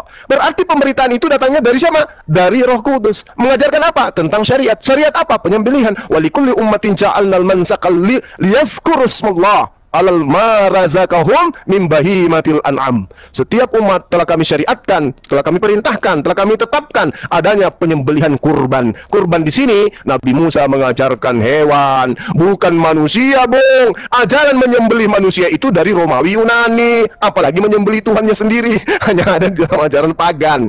Paham? Kalau nggak paham, ya silakan. Maafi dipahamkan, silakan. Ya, bismillahirrahmanirrahim. Iya, saya juga gak habis pikir Bang ya. Waktu buka laptop serius nyari data gitu langsung mati lampu itu gimana kira-kira tuh? Jadi baca Arabnya tidak bisa, hanya pakai terjemahan disimpulkan lagi. Ya ayuhan nabi, lima tuharrimu ma ahallallah. Kan itu ayatnya yang dipakai kan? Wahai nabi, kenapa kamu menghalalkan perkara yang diharamkan oleh Allah? Kan seperti itu. Berkaitan dengan ayat tersebut, kalau kita melihat di dalam tafsir Ibnu Jarir, Abu Ja'far At-Tabari, di sana konsep budak di dalam Islam itu masuk hukum fikih, adik kiamat. Jadi kamu harus tahu bab fikih yang namanya Kitabul Itqi, bab pemerdekakan budak. Budak itu apa? Ada budak muahad, ada budak umul walad dan lain sebagainya. Itu harus pahami dulu. Gitu, konsep budak itu harus pahami dulu. Apakah berarti Islam memperbudak? Loh, justru Islam datang itu memerdekakan budak. Makanya beberapa hukuman dalam Islam, salah satunya itu harus memerdekakan budak, cara membayarnya. Begitu. Nggak paham konsep budak, cuma comot-comot, nanti mati lampu, mutiar kamu. Gitu loh. Sebenarnya nggak ada yang bisa saya jawab dari apa yang dijelaskan kiamat ini. Karena apa ya? Tadi cuma muter-muter nyari nyari penjelasan, kemudian dipotong-potong, lalu disimpulkan. Apa yang mau saya jawab gitu? Kiamat. Jadi ayolah adikku kiamat ini agak cerdas lah gitu. Pakai original teks, tafsirnya yang jelas gitu. Jangan kayak gitu, itu nakal namanya. Mending main latu-latu gitu. Lanjut Bang, 1 menit Bang, habisin Bang. Bingung saya mau jawab apa itu. Ini bukan adek, ini suaranya aja yang kayak anak-anak. Udah tua sebenarnya, cuma otak nggak jalan gitu. Jadi ketika berbicara mengenai nubuatan yang sama seperti Musa, Anda mau dudukkan Yesus di mana kira-kira? Yesus ini di mana duduknya sama seperti Musa kira-kira? Dari perspektif apa kira-kira? Kesaktian? Mujizatnya? Atau apa yang Anda ingin samakan dengan Yesus? Yesus itu Tuhan menurut Anda, Musa bukan Tuhan. Udah selesai di situ. Yesus itu jelmaan Bapa, Father, Dewa Senior, yang kalian sebut Theos, tapi kalian malu menyebutnya, makanya mengatakan Bapa. Itu datang menjelma menjadi manusia. Musa itu bukan penjelmaan dewa, Bung. Ya, orang Romawi, orang Yunani tidak menyentuh kepada Musa, dia menyentuhnya kepada Yesus. Jadi tidak ada itu kesamaan Yesus dengan Musa, nggak ada. Satu Tuhan, satu utusan Tuhan, beda. Ya, ayo sadar. Habis waktu tadi. Baik, terima kasih. Lanjut. Yang pertama, yang mengatakan bahwa Yesus itu jelmaan Bapa, ajaran udung-udung, ajaran latu-latu. Karena tidak ada ajaran Alkitab dan ajaran Kristen mengatakan Yesus jelmaan Bapa. Sekali lagi saya ulangi sama Juma, yang mengatakan bahwa Yesus jelmaan Bapa, ajaran latu-latu. Jadi Juma percaya kepada ajaran latu-latu. Mantap. Oke, itu yang pertama yang mau saya sampaikan. Bagi orang Kristen, Musa jadi teladan. Dan orang Kristen mengikuti teladan Musa. Makanya Musa itu memiliki ajaran yang luar biasa. Saya mau tunjukkan ini ya. Di dalam Keluaran 20 jelas dikatakan bahwa orang Kristen, salah satu contoh ya, tidak menyembah selain kepada Adonai Elohim, Bapa di surga. Dan orang Kristen menyembah Yesus sebagai Mesias, sebagai Raja, bukan sebagai Adonai Elohim. Oke, jangan menyebut nama Tuhan Allahmu dengan sembarangan. Kami nggak pernah sikit-sikit kalau kalian. Bahkan ada orang bawa bom di gereja, panggilan namanya itu nggak ada. Kemudian dikatakan, hormati yang mulia, jangan membunuh. Wah, siapa yang suka membunuh? Itu ajaran kolok-kolok. Jangan berzina. Berzina itu tahu apa? Mengingini istri orang lain atau memikirkan istri orang lain. Ketika istri orang lain dalam berpakaian seksi tiba-tiba timbul birahi, itu namanya berzina. Jangan mencuri atau merampok. Kita nggak pernah merampok punya orang. Ada saudagar lewat, tiba-tiba kita habisin, nggak pernah. Jangan mengucapkan saksi dusta tentang sesamamu, nggak pernah berdusta. Jangan mengingini rumah sesamamu. Jangan mengingini istrinya. Nggak boleh, nggak boleh. Itu ajaran lato-lato. Ya, baru dikatakan di sini semua hukum-hukum Musa kita percaya sebagai kebenaran. Dan Paulus juga tidak pernah melakukan ini. Paulus sebelum bertobat dia pernah membunuh atas nama Tuhannya. Tetapi itu karena dia melakukan kesalahan. Tetapi kemudian dia bertobat. Maka Paulus itu punya catatan negatif sebelum menjadi Rasul Yesus. Tetapi setelah menjadi Rasul Yesus, Paulus itu tidak punya catatan negatif. Berbeda dengan yang itu. Tidak ada catatan negatif ketika dia belum jadi Rasul. Tetapi setelah menjadi Rasul, ada banyak catatan-catatan negatif di mata dunia. Begitu. Jadi di sini kita perlu kecerdasan di dalam memahami. Saya belum menemukan ajaran Paulus bertentangan dengan ajaran Musa, tidak ada. Justru Paulus menegaskan ajaran itu. Bahkan kalau kita berbicara ajaran Paulus, itu sejalan dengan ajaran Yesus. Kalau dikatakan tadi Yesus terkutuk ya, ini karena orang tidak membaca utuh. Dalam Galatia 3:13 dikatakan, Kristus telah menebus kita dari kutuk hukum Taurat dengan jalan menjadi kutuk karena kita, sebab ada tertulis, terkutuklah orang yang digantung pada kayu salib. Artinya apa? Manusia yang seharusnya terkutuk karena dosa, tetapi Yesus menggantikan, mengambil kutuk yang seharusnya untuk kita, untuk dirinya, sehingga kita dibebaskan dari kutuk dosa itu. Pertanyaan saya, siapa manusia di dunia ini yang kematiannya bisa menyelamatkan, bisa membebaskan orang dari kutuk? Siapa yang kematiannya di dunia ini, yang kematiannya memberikan kita kemerdekaan atas kutuk dosa? Justru contoh kalau di Muslim, kalau benar Nabi Muhammad itu mati diracun, siapa orang Muslim selamat masuk surga? Karena Nabi itu mati demikian. Karena ada racun itu katanya. Itu yang harus kalian pikirkan. Lanjut Bro Kiamat. Ya, nah jadi begini ya, saya boleh minta frame-nya? Tolong minta di pause dulu. Umi, itu lagi minta korban katanya. Ya. Jadi saya tunjukkan dari ayat ke ayat ya. Jadi begini ya, kalau misalkan kita sudah paham tentang Al-Quran, tentu kita tahu Al-Quran ini adalah kitab klarifikasi. Oh gini ya, Bro Najar tadi bilang ya, oh dia nggak bisa menjawab. Memang nggak bisa jawab, orang saya kasih data kok. Memang itu yang terjadi, mau jawab apa, mau bantah apa, ya memang nggak mampu menolak. Saya bisa tunjukkan sampai ke fatwanya juga, ya. Jadi supaya nggak terlalu malu, saya nggak tunjukkan yang terlalu vulgar ya. Jadi gini, misalkan di dalam An-Nahl 103, di sini dikatakan, dan kita akan lihat ya, nabi palsu itu kriterianya seperti apa. Nih, dan sesungguhnya kami mengetahui bahwa mereka berkata, sesungguhnya Al-Quran itu hanya diajarkan oleh seorang manusia kepadanya Muhammad. Ya, jadi teman-teman bisa lihat bagaimana mayoritas saat itu menilai Muhammad. Tentu kalau kita mau menilai diri kita, itu jangan diri kita yang menilai. Artinya Anda hanya melihat dari sisi intern Anda, tetapi ketika Anda berhikmat, Anda melihat ekstern dan Anda mempelajari sejarah, baru Anda paham bahwa Al-Quran ini adalah kitab klarifikasi. Ketika Muhammad dituduh misalkan tentang celana merah ya di surah 3 ayat 161 ketika perang Badar, nah maka dia berusaha untuk mengklarifikasi dengan turunnya ayat. Misalkan dia mau menikahi anak menantu, maka turunnya ayat itu kitab klarifikasi. Apakah yang seperti ini yang dari Tuhan? Nah, kemudian kita lihat ya, tadi kalau ajaran yang dongeng itu ada ya di surah 8 ayat 31. Terus ini misalkan Muhammad ini tukang nguping ya, karena Muhammad kan suka bergaul dengan orang-orang Yahudi gitu, makanya tahu tentang Taurat. Ini misalkan Nabi mempercayai semua apa yang didengarnya. Katakanlah dia mempercayai semua yang baik bagi kamu dan seterusnya. Ya nanti bisa dibaca. Ini waktu saya terbatas. Kalau saya di room saya jelaskan panjang lebar ya. Jadi mohon maaf. Jadi supaya teman-teman catat ya. Nah ini, jadi mereka ini bisa menulis seperti Al-Quran. Kenapa? Karena Al-Quran ini di dalam Al-Anfal 31, karena Al-Quran itu adalah cerita turun-menurun. Makanya di sini kami dapat membacakannya seperti ini atau dapat melafalkan seperti yang Muhammad katakan, gitu ya. Waktu habis. Ya, selanjutnya dari pihak Muslim 6 menit. Waktu akan berjalan ketika berbicara. Silakan Dinda Wafi. Oke Bang. Bismillahirrahmanirrahim. Kotak saya diperbesar dong, Umi. Siap. Ini. Jadi memang susah ya ngobrol dengan agama Kristen, itu susah teman-teman ya. Kayaknya hebat gitu, padahal gak ada jawabannya sama sekali gitu loh. Dulu di perjanjian lama korbannya binatang, dalam perjanjian baru korbannya Tuhan. Jadi repot. Perjanjian lama manusia itu mati jika bertemu Tuhan, Keluaran 33 nomor 20. Di perjanjian baru Tuhannya mati ketika ketemu manusia. Ini kebalik ini. Makanya agak sama. Ajaran Musa sama ajaran Yesus sudah sama. Ajaran Romawi punya merek. Ya itu Bang. Di Keluaran 33:20 jelas-jelas yang bertemu Tuhan, yang memandang Tuhan mati pasti, tidak mungkin hidup. Di perjanjian baru Tuhannya yang mati setelah ketemu manusia. Kan repot kalau kayak gini.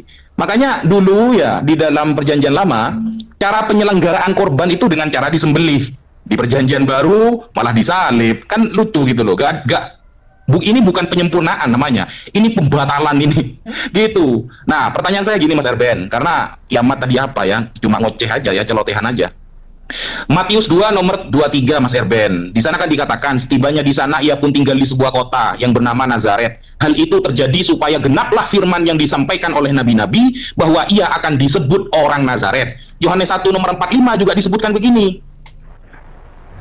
Filipus bertemu dengan Nathanael dan berkata kepadanya, kami telah menemukan dia yang disebut oleh Musa dalam kitab Taurat dan oleh para nabi, yaitu Yesus anak Yusuf dari Nazaret. Nah ini dijelaskan dalam kitab Taurat katanya, dan oleh para nabi.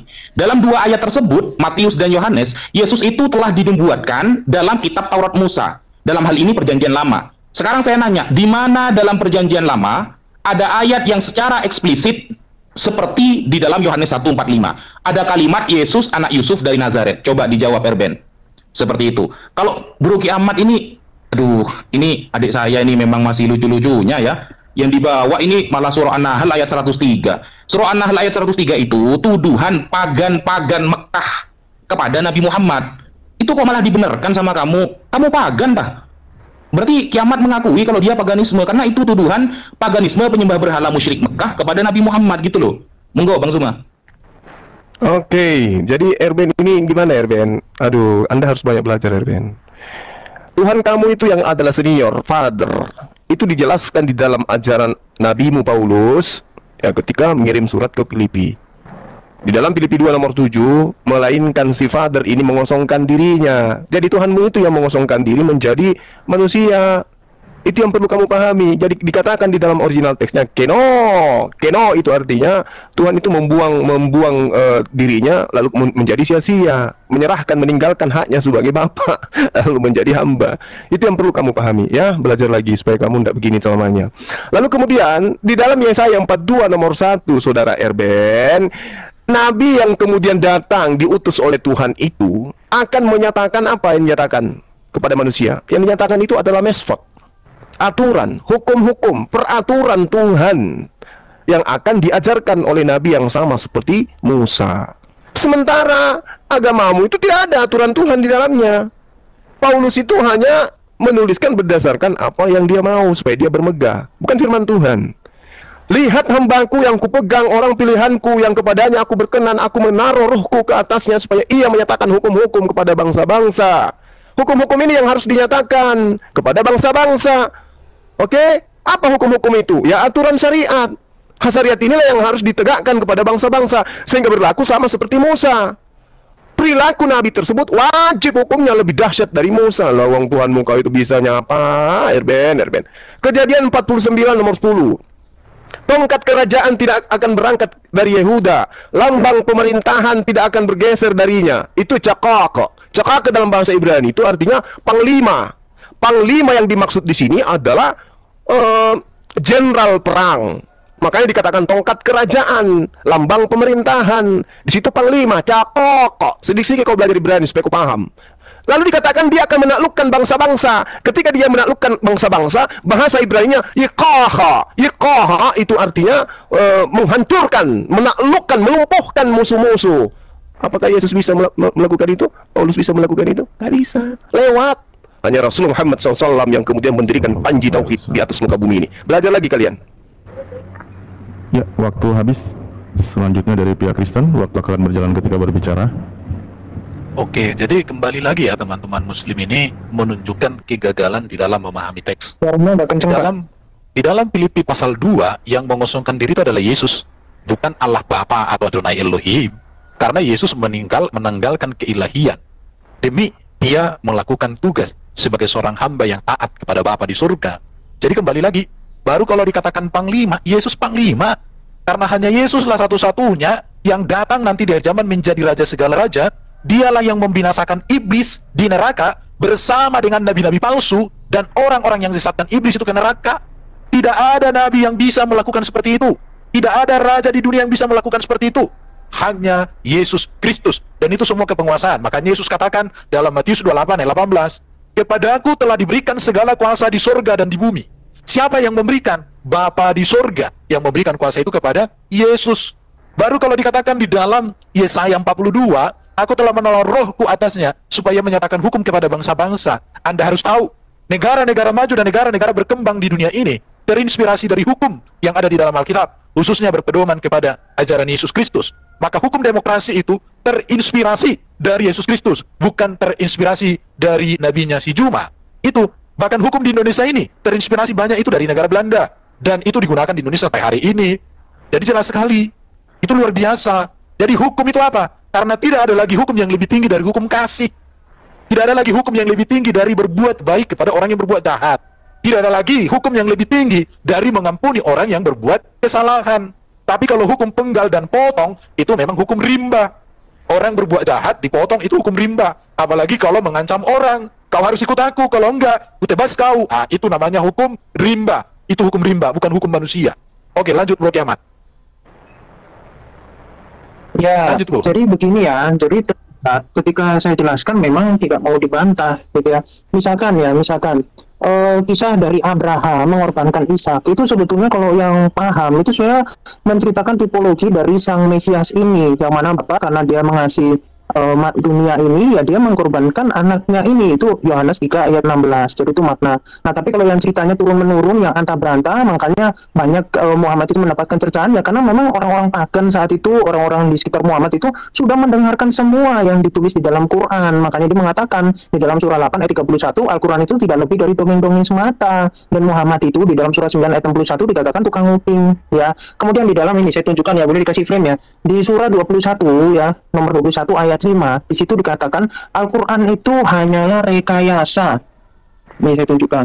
Jadi makanya saya bilang tadi itu adalah kitab klarifikasi, karena memang sebetulnya kalau tanpa membaca secara pun, tapi kalau rajin umat-umat Islam akan paham, karena memang nggak nyambung ini ya dengan kitab-kitab sebelum ini. Bahkan mereka mengatakan Al-Quran itu buah mimpi-mimpi yang kacau atau hasil rekayasa Muhammad, ya, atau bahkan dia hanya seorang penyair. Jadi saat itu banyak penyair ya, bahkan seorang penyair yang kemudian Muhammad itu tersinggung bisa langsung dibunuh, ya. Kemudian di sini cobalah dia datangkan kepada kita suatu tanda bukti seperti halnya rasul-rasul yang diutus terdahulu yang menurut ajaran turun-menurun yang mereka dengar. Misalkan kalau di Indonesia itu apa, Nyi Roro Kidul, ya, misalkan nanti Maling Kundang dan seterusnya. Nah, ketika diminta bukti gimana? Nah, jawabannya ada di sini, Al-Maidah ayat 101.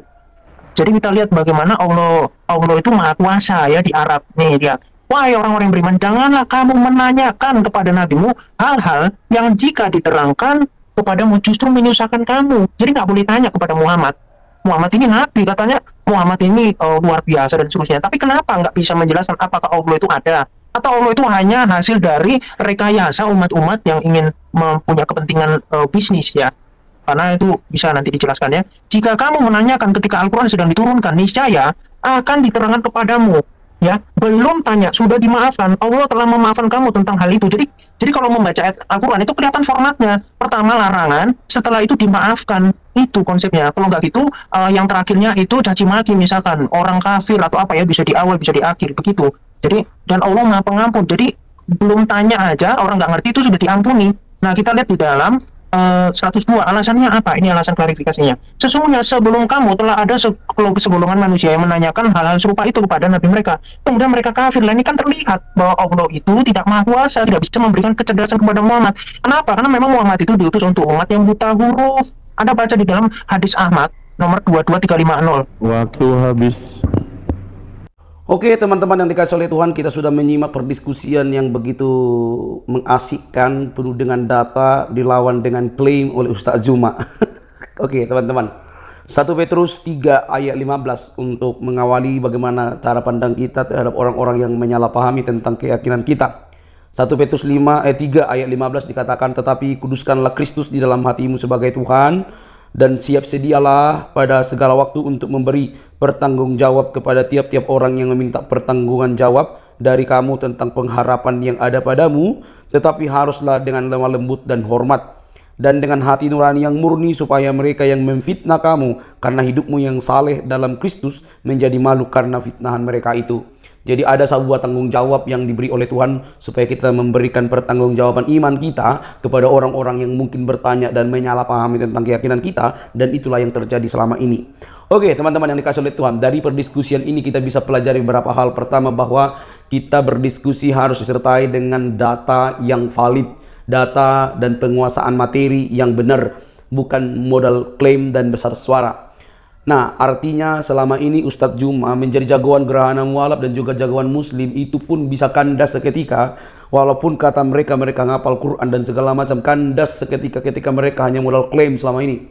Mereka tidak punya buku-buku yang bertanggung jawab untuk membantah dari argumen-argumen daripada apologetik Kristen. Sehingga itu hanya menunjukkan dan menyadarkan dia bahwa dia tidak ngerti apapun tentang kekristenan, ya teman-teman. Ini menjadi peringatan supaya teman-teman yang mau belajar tentang kekristenan bukan malah mengajar, belajar bukan mengajar. Setinggi apapun gelarmu di Ustadz Islam, kamu wajib belajar bukan mengajar, karena kamu tidak memiliki kapasitas dan yang kredibel untuk itu. Dan apa yang disampaikan oleh data-data yang disampaikan oleh apologetik ini, apologetik Kristen ini, merupakan bagian untuk meluruskan cara berpikir Zoom. Suatu saat semoga Ustadz Juma yang sudah sering bahkan berkuar-kuar mengenai Injil walaupun salah makna, dia boleh melihat kepada Kristus dan bertobat. Kalau dia bertobat, wah luar biasa. Bisa jadi dia menjadi laskar Kristus seperti Rasul Paulus. Ya. Jadi berdiskusi dengan data Ustadz Juma dengan yang valid, yang benar-benar dapat dipertanggungjawabkan. Jadi apa yang disampaikan oleh apologetik Kristen ini merupakan bagian untuk meluruskan cara berpikir kalian yang menyalahpaham tentang Yesus Kristus, Alkitab, dan Injil tentang Kristenan secara keseluruhan. Nah, melalui ini teman-teman saya mengingatkan kita untuk terus bertumbuh dalam iman, dalam pengharapan, dan dalam juga wawasan. Supaya ketika orang Muslim yang kelihatannya pintar menguasai sedikit bahasa Yunani, Ibrani sudah langsung berkoar-koar, kita bisa melihat dan membaca. Tidak usah bahasa Ibrani dan bahasa Yunaninya kalau memang nggak mampu. Tapi kalau kita teliti firman Tuhan by konteks, melalui konteks, maka kita akan paham tujuan firman Tuhan itu. Misalnya salah contoh ketika umat Muslim berkata bahwa Nabi Muhammad SAW dibuatkan dalam kitab Injil, namanya di dalam, dan mereka mengutip Yohanes 17 ya. Kalau kita baca keseluruhan, tidak ada sedikit pun data itu berbicara tentang Nabi Muhammad. Jadi mereka ini selalu berhalusinasi bahwa Nabi Muhammad ada di kitab suci kita, orang Kristen. Artinya kalaupun kamu tidak mengerti bahasa Ibraninya karena mungkin kemampuan yang sulit menangkap atau mempelajarinya, kamu tinggal baca dan lihat konteksnya apa yang dibaca di dalam terjemahan bahasa Indonesia sehari-hari, itu sudah cukup membantah argumen-argumen keliru dari umat Muslim yang mengklaim bahwa ada Nabi Muhammad SAW dibuatkan dalam Alkitab. Yang ada adalah klaim semata. Nah, semoga kita dicerdaskan teman-teman, semoga kita dikuatkan, diteguhkan, semakin akrab dan semakin kuat dalam keimanan kita kepada Yesus Kristus. Karena Yesus Kristus mengasihimu dan saya. Sampai di sini video saya, jangan lupa tekan tombol subscribe-nya, like, komen, dan share. Sampai ketemu di video selanjutnya. Bye-bye.